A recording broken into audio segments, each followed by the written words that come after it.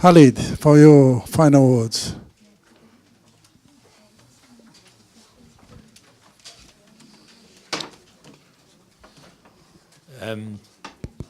We've had a very long day, but a very stimulating day of discussion and debate. I think we've covered a great deal in the course of the day, and I think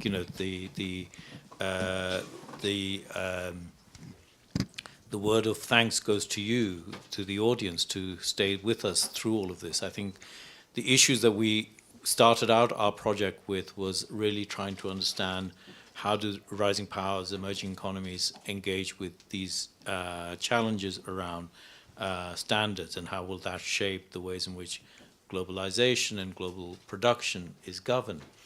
And in the course of the project, we've been trying to understand this in the context of the three countries that we looked at, China, Brazil, and India. But the wider program, which incorporates 12 projects in total, looks at this on an even wider canvas of countries and an even bigger set of issues in terms of the sort of the thematics that are being covered. So there are other projects that look at innovation, there are some projects that look at environmental impacts, and a number of projects that look at the sets of issues that are impacting the developing world more widely, and how do rising powers well, what do they have to say for that agenda, for development more broadly?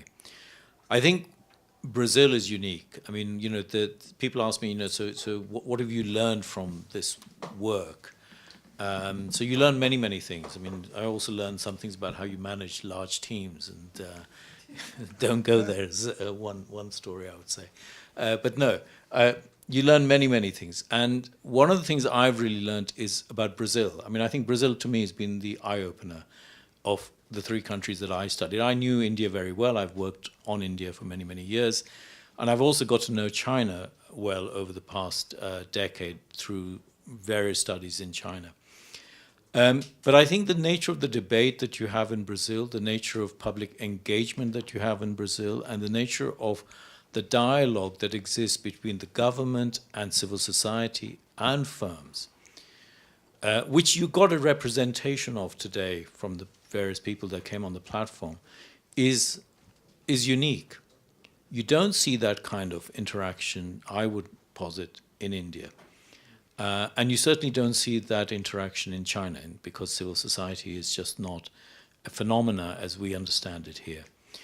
And I think that gives you an advantage. And part of that advantage is reflected in the ways in which Brazil has now become an important player, not just in the debates around environmental regulation, which goes back to Rio 92, and actually even earlier. I mean, Brazil's engagement around environmental regulation goes back a century if you think about the ways in which these sets of issues were discussed and talked about here in Brazil. But that influence that Brazil brings to the table has been critical, as Aaron and Clovis will remember, in the sort of the ways in which the ISO 26000 standard was shaped, and also, as we've heard earlier today, around how the ISO 20400 standards around sustainable procurement have been shaped. So Brazil's an important player. And I think now, with some of the kind of conversations we've just had in the last sessions around sustainable development, you are likely to set some of the pace on this discussion and become the new knowledge centers that not just the rest of the developing world needs to learn from, but also the developed world needs to learn from. So I think that, to me, is the positive. But the challenge is very acute. And I do think that we need to really systemically think about the ways in which we, the elites, live our lives.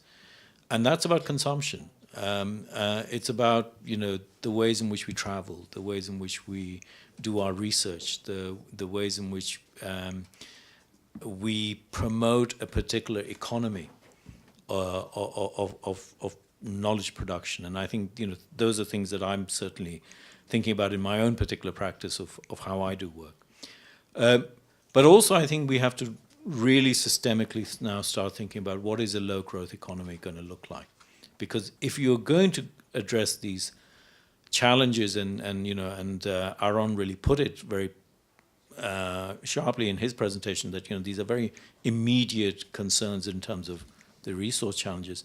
You're not going to be able to do it with the kind of the growth models that we live with. And so how do we make a political transition, a cultural transition, a social transition towards low growth models? How do you work towards an economy of menos rather than mice? And I think that's going to be the challenge for the next decades.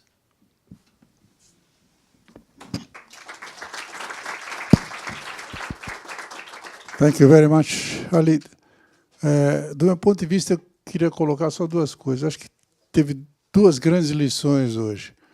Quer dizer, eu vi um Brasil aqui que não é aquele que a gente está ouvindo na Rede Globo, nem nos jornais. É um Brasil que está, do seu jeito, fazendo uma revolução, tá, dentro de uma nova base e talvez construindo um novo modelo.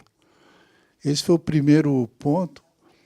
O segundo ponto é que, para a gente construir esse modelo, tem que pensar de uma forma radicalmente diferente do que a gente pensa até hoje.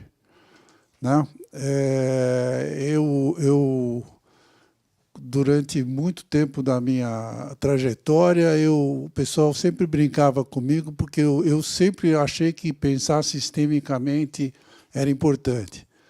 Tá? E eu acho que sistemicamente hoje não dá para resolver. A gente precisa começar a pensar num contexto de complexidade, tá? Porque o sistêmico já não dá conta, tá, de toda os assuntos polêmicos, contraditórios que a gente tem.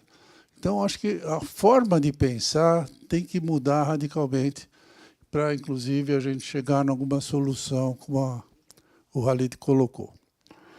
Bom, para fechar, eu queria fazer os meus mais sinceros agradecimentos ao pessoal da FGV, que nos ajudou aqui, Tereza, a Cíntia, que estava aqui, a todo o grupo da FGV que nos deu suporte para isso, a nossa comissão, depois a nossa comissão aqui, a Aron, que foi absolutamente fundamental para estruturar as mesas, né?